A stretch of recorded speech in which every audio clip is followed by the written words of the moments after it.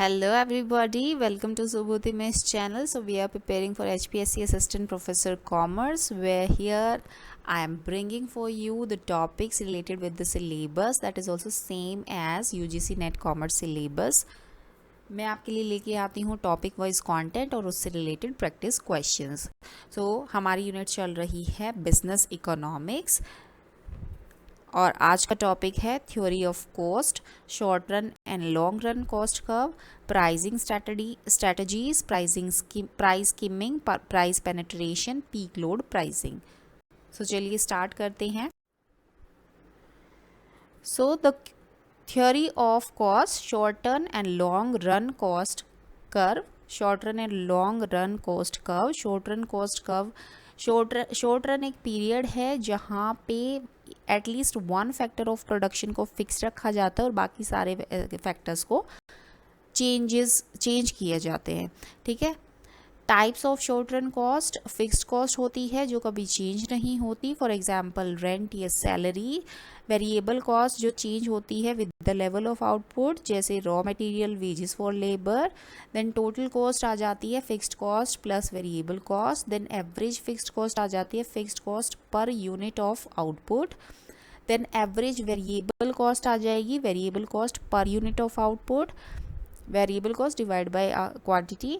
Then average total cost क्या होगी, total cost per unit of output.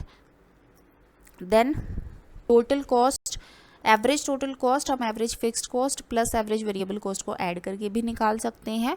Next marginal cost क्या होगी, the additional producing one more unit of output. The additional cost producing, एक ज़्यादा unit को produce करने में कितनी ज़्यादा एक्स्ट्रा एडिशनल कॉस्ट लग रही है, that is marginal cost. Marginal cost का फॉर्मूला होता है del T C divide by del Q. Okay. So this is the short run average and marginal cost curve. यहाँ पे मार्जिनल कॉस्ट का this and average fixed cost decrease होती चली जा रही है, एवरेज वेरिएबल कॉस्ट इंक्रीज हो रही है और average total cost first decrease हो रही है, फिर थोड़ा स्टेबल, देन फिर इंक्रीज हो रही है. ओके.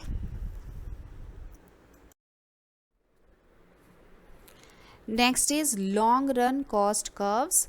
सो लॉन्ग रन में क्या होता है, all the factors of production can be very, सारे के सारे फैक्शन वेरी होते हैं. And firms have flexibility in choosing the optimal plant size and production level. firm के पास flexibility होती है plant size और production level को choose करने की. so long run average cost क्या होता है, so this is the graph of long run cost curve. and ये जो small जो short curves होते हैं, short run curves, इससे ही बनता है आपका लॉन्ग रन कॉस्ट कर्व और इसको एनवेलप कर्व भी बोलते हैं. So long run average cost क्या होती है, this is the cost per unit when all inputs can be varied.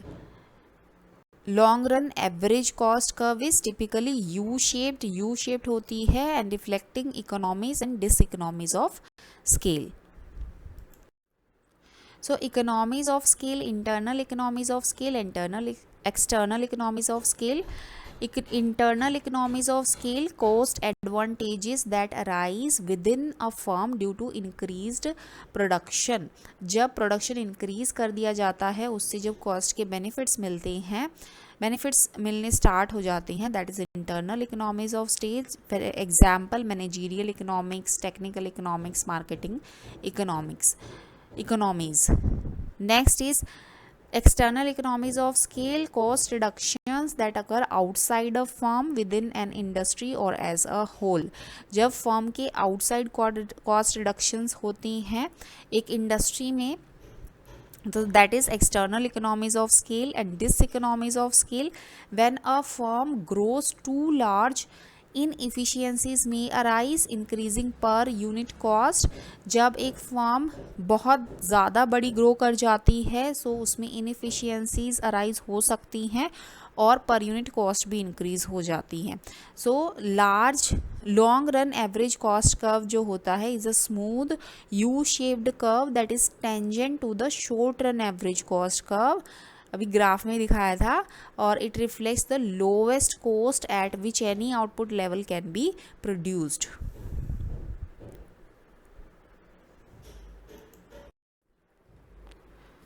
Next is pricing strategies आ जाती हैं। प्राइस स्कीमिंग क्या होता है? ये एक तरीके की प्राइजिंग स्ट्रैटेजी होती है जहाँ पे firm initially high price set करती है और फिर as gradually over the time price को कम कर देती है। सो ये नए या इनोवेटिव प्रोडक्ट्स के लिए ये स्ट्रैटेजी यूज़ की जाते हैं। इसके की फीचर्स हैं high initial price targets, customer willing to pay a premium as demand from early adopters is satisfied, prices are lower to attract more price sensitive consumers।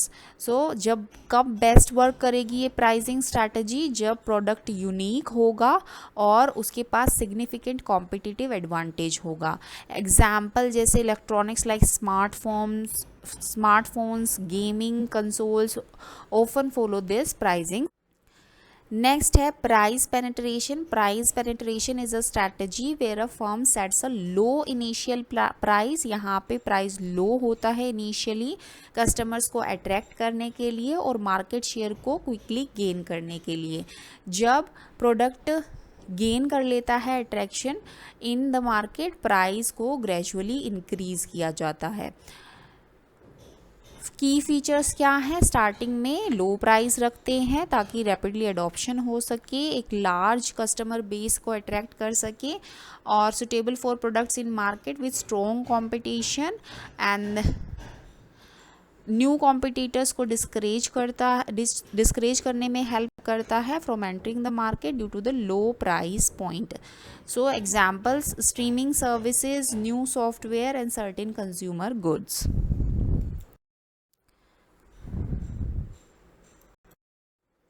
Next is peak load pricing. Peak load pricing involves charging higher prices during periods of high demand.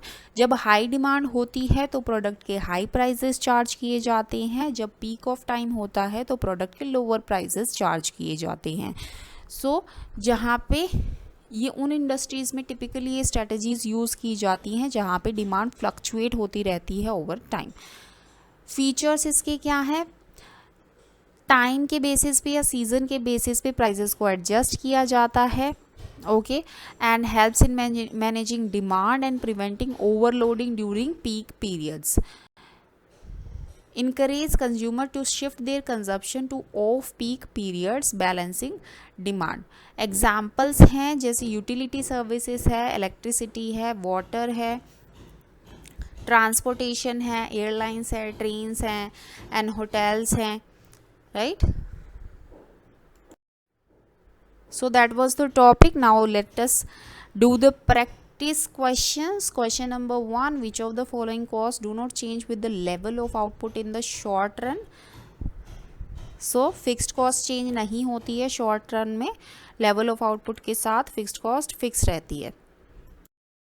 Next question, in the short run the marginal cost curve intersect the average cost curve at the point where ATC, average total cost, is at its minimum। Next is which of the following best describe the long run average cost curve? So long run average cost curve की shape क्या होती है? U shaped। Question is the law of diminishing returns applies to the short run। Next is when all inputs are variable the firm is operating in the long run, option number B। Next is in the short run which of the following is true about fixed cost? Short run में fixed cost they change with the level of output, they are zero when output is zero, they remain constant regardless of the output। तो fixed cost constant रहती है, option number C। Next is in the long run economies of scale occur when? Long run में economies of scale कब होता है? जब average cost decreases as output increases, option number B. Question is the point at which long run average cost is at its minimum is called. This is called minimum efficient scale.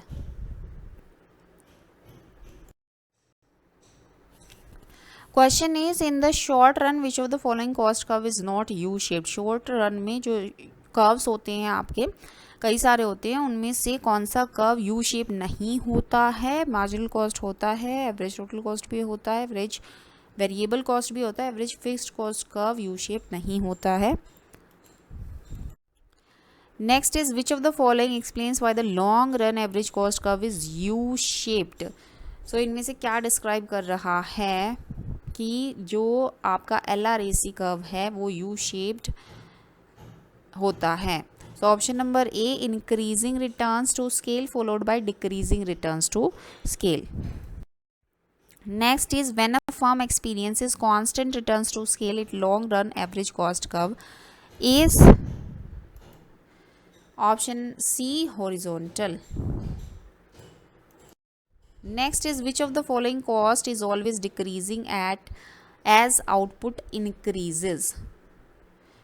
Average fixed cost, option number C. Question is if long run average cost increase as a firm expands its production, this indicates. Long run average cost increase होती है जैसे ही firm expand करते हैं अपने production को, तो ये क्या इंडिकेट करता है? This indicates diseconomies of scale. Next is in short run if the marginal cost of producing the next unit is higher than the average total cost, then average total cost is increasing. Option number A. Next is price skimming is most suitable for. Price skimming में क्या होता है?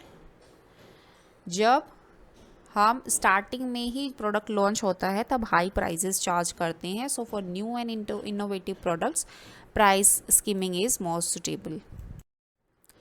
Next is price skimming involves starting with a high price and lowering it over time. Question is price penetration strategy is designed to capture a small market share at a high price, deter competitors by charging a very low price initially. Yes, option number B, competitors को कम कर देना initially काफ़ी ज़्यादा low price charge करके. Next is in which of the following markets would price penetration likely to be most effective. कौन से में होगा? That is option number B, smartphone market with intense competition. Question is price penetration strategy typically results in high prices in the initial stage, immediate market share expansion, skimming the top end of the market, reducing the overall demand of the product. Immediate market share expansion, that is the strategy of price penetration. Next is peak load pricing is primarily used to. Peak load pricing कैसे use की जाती है? Set the same price regardless of the demand. No. Maximize profit by setting the highest possible price. No. Vary prices according to the fluctuation in the demand. So yes, that is जब demand fluctuate होती है तो price को भी fluctuate कर दिया जाता है. Next is in peak load pricing, firms charge higher prices during period of low demand, off peak times, period of high demand, all times equally. Period of high demand, जब high demand होती है उस time पे high prices charge किए जाते हैं. Next is which of the following is an example of peak load pricing. इसका example है option number B, a utility company charges higher electricity rates during hot summer afternoons. Next is which of the following is an objective of price penetration. Price penetration का कौन सा objective है इनमें से to recover research and development cost quickly, to establish a large customer base rapidly, to create an image of exclusivity, the price above competitors. So option number B, to establish a large customer base rapidly. Question is, the pricing strategy that involves setting low initial prices to capture market share and discourage competitors is known as price penetration. Option number C. Next is, which pricing strategy is likely to be most effective when demand of a product is highly elastic. Highly elastic होती है जब किसी product की demand, तो इनमें से कौन सी pricing strategy ज़्यादा इफेक्टिव होगी? सो ऐसी होगी price penetration. So that's all for today. If you like the content, please do like, share and subscribe my channel. Thank you so much.